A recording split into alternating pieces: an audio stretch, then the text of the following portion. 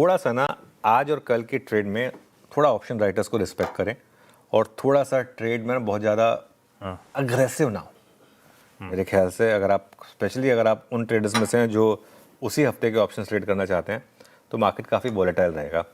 तो इसके लिए बेहतर रहेगा कि आप अगले महीने के ऑप्शंस में शिफ्ट हो जाएं। वो आई थिंक बेटर है क्योंकि कल के ऑप्शंस में ट्रेड करने में ना बहुत ज़्यादा वॉलेटिलिटी रहेगी और अगर आपकी लॉजिकल ट्रेड सही भी होगी तो भी आपका स्टॉप लॉस लग जाएगा, इसका चांस रहेगा। कई बार ऐसा होता है कि मार्केट में एक आधे घंटे में एकदम से शार्प मूव आता है, वो आपको स्टॉप आउट कर देता है।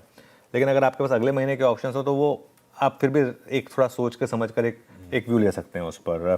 तो एक्सपायरी की वजह से मुझे लग रहा है कि दोनों तरफ के मूव्स काफ़ी फास्ट एक एक मिनट में 100 पॉइंट की कैंडल बन जाए, इसकी पॉसिबिलिटी रहेगी। बैंक निफ्टी में एक एक मिनट में 300, 400, 500 पॉइंट की कैंडल बन जाए, इसकी पॉसिबिलिटी रहेगी।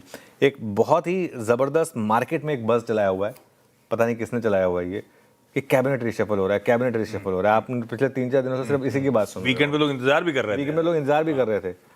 मैं कहता हूँ ऐसी चीज़ें ना हो जाने दीजिए, ठीक है ना, क्योंकि यहाँ पे ना देखिए इस सरकार को के मुंह को प्रीएम्प्ट करना कोई नहीं कर सकता है और ख़ास तौर से हमारी कम्युनिटी तो बिल्कुल नहीं कर सकती।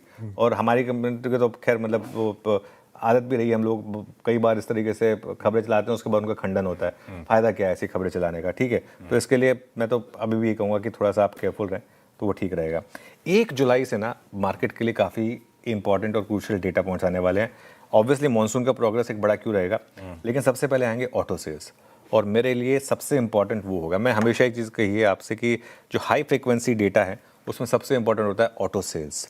ऑटो इंडेक्स ने गजब चलना शुरू किया वापस। अगर आप देखें पिछले एक महीने का चार्ट जो लो बनाया था वॉर के टाइम से, वहाँ से अगर आप देखें ऑटो इंडेक्स ने तो मेरे ख्याल से 25-500 1,500 पॉइंट के करीब की रैली हुई है पिछले करीब 2 हफ्ते में। तो यहाँ पर एक अच्छा मूव आया है और ये बहुत बड़ा टेस्ट होगा ऑटो सेल्स का कि ऑटो सेल्स पर कोई इम्पैक्ट आया है नहीं आया है। इसके बाद आएंगे बैंकों के तिमाही अपडेट्स और वो काफ़ी क्रूशियल रहता है। आई थिंक सिर्फ ICICI बैंक के अपडेट्स नहीं आते हैं लेकिन बाकी सबके आते हैं, खासतौर से HDFC bank, Bajaj finance, Kotak वगैरह, इन सब के, एक्सिस बैंक, इन सब के, इन पर इम्पॉर्टेंट रहेगा।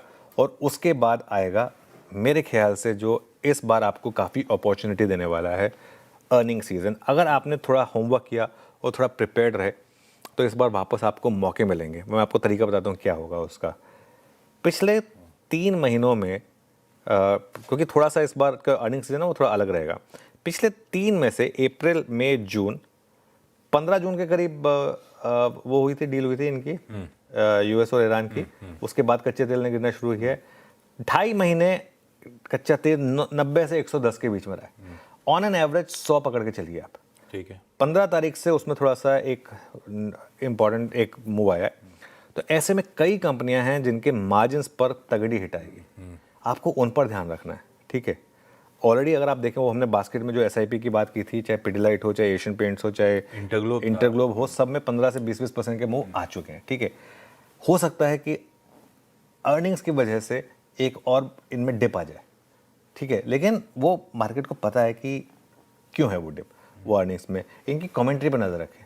अगर इनकी कमेंट्री कहती है कि ये सिर्फ एक वन ऑफ था, अगले क्वार्टर में हम पूरा कॉम्पनसेट कर देंगे, वापस आ जाएगा, तो मुझे लग रहा है कि मार्केट फिर इनको माफ़ करेगा, मतलब इनकी जो अर्निंग्स में से उसको। और जहाँ मार्जिन हिट ही नहीं हुआ, मान लो कंपनीज के पास प्राइसिंग पावर थी, वहाँ तो ज़बरदस्त री रेटिंग होगी। अगर इस वाले क्वार्टर में जिन कंपनियों ने अपने मार्जिन बचाए ना, वहाँ पर मुझे लग रहा है कि ज़बरदस्त री रेटिंग होगी। तो उन पर जो है बेसिकली आपको नज़र रखनी है। और बाकी खैर जब हम आएंगे स्टॉक स्पेसिफिक होंगे तब करेंगे। लेकिन मैं 3-4 एग्जांपल आप अगर देखें, सबसे स्ट्रांग हमारा जो पॉकेट स्टॉक था वो इंटरग्लोब था। अब मैं ये इसलिए नहीं कह रहा हूँ कि इंटरग्लोब सबसे ज़्यादा चल चुका है इसके लिए, लेकिन अगर आप वाकई में हमारी पुरानी कमेंट्री देखेंगे तो सबसे ज़्यादा स्ट्रेंथ इंटरग्लोब और पिडिलाइट 2 स्टॉक्स पर थी। इसके अलावा एशियन पेंट्स भी स्ट्रांग था। ऑयल मार्केटिंग कंपनी मुझे लग रहा है कि यहाँ पर वापस प्रॉफिट जो है वो ऑलमोस्ट रिकॉर्ड लेवल पर आ चुके हैं और यहाँ पर हो सकता है कि पिछले क्वार्टर में आपको लॉस दिखाई दे, लेकिन मार्केट को पता है कि वो सिर्फ एक छलावा है, आगे जाकर वापस बड़े प्रॉफिट आएंगे, तो वहाँ पर भी नज़र रहेगी। तो ऐसे कुछ सेक्टर्स होंगे जहाँ पर आप फोकस करेंगे। और एक चीज़ अगले क्वार्टर में